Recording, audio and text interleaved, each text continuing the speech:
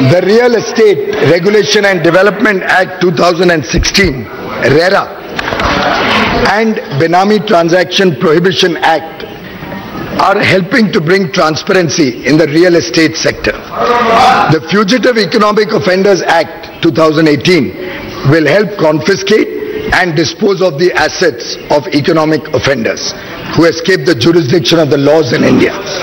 Additionally, we conducted transparent auction of natural resources, including coal and spectrum. We have walked the talk. Swachhata.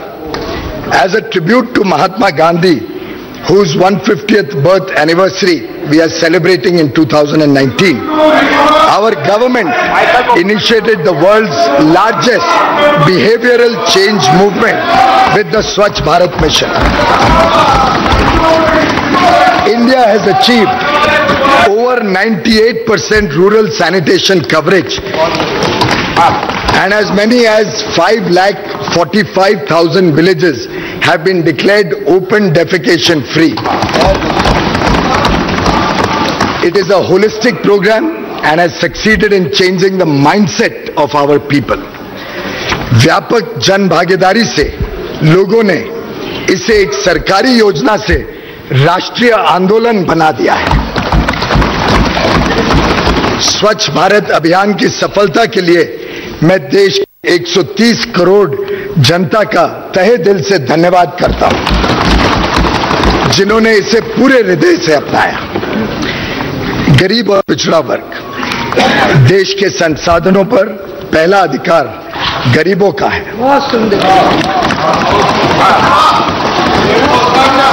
सरकार ने मौजूदा आरक्षण जो कि एससी, एसटी, अन्य पिछड़े वर्ग के लिए है, उसको पूरी तरीके से, पूर्ण रूप से बरकरार रखते हुए गरीबों के लिए भी अब शैक्षणिक संस्थानों में और सरकारी नौकरियों में 10% का आरक्षण सुनिश्चित किया है।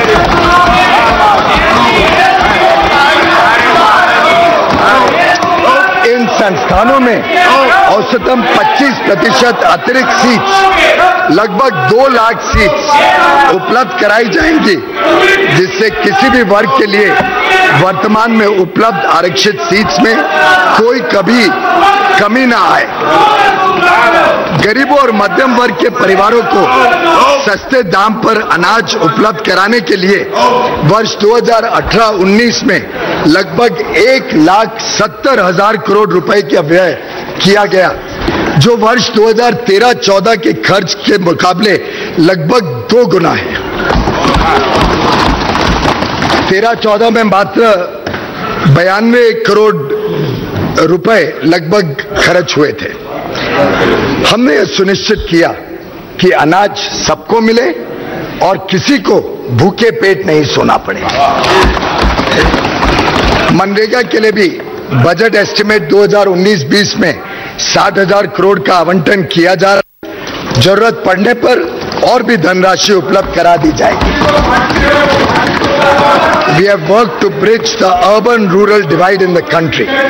Honorable members in this august house, many of whom are from rural areas, will agree that several times in the past, only empty promises have been made.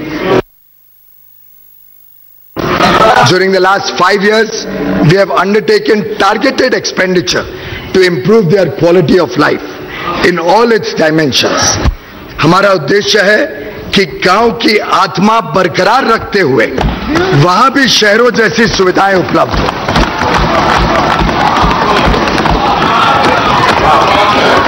Under the Pradhan Mantri Gram Sadak Yojana, construction of rural roads has been tripled.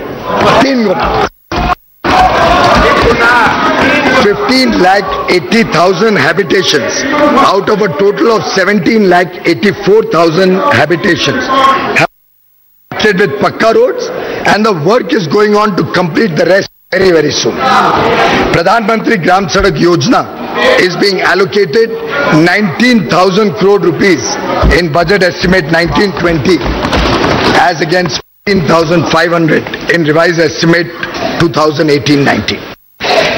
पहले एक गरीब बच्चा टूटी पगडंडी पर चलकर school पहुंचता था, आज उसके गांव तक बस पहुंच सकती है।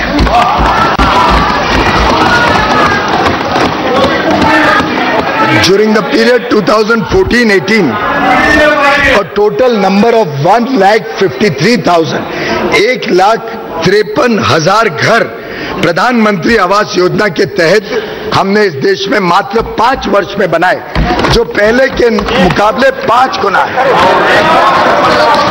1,00,000 घर, 1,53,00,000 घर बनाए, जो 5 गुना है पहले के वर्ष 2014 तक देश में लगभग 2.5 करोड़ परिवार बिना बिजली के थे। 18वीं सदी में जीने के लिए मजबूर थे। सौभाग्य योजना से हमने लगभग हर घर को बिजली का मुफ्त कनेक्शन उपलब्ध कराया।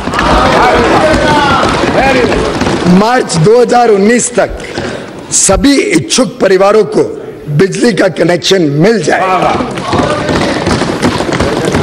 हमने मिशन मोड में निजी क्षेत्र सम्मिलित करते हुए 143 करोड़ एलईडी बल्ब उपलब्ध कराए हैं, 143 करोड़।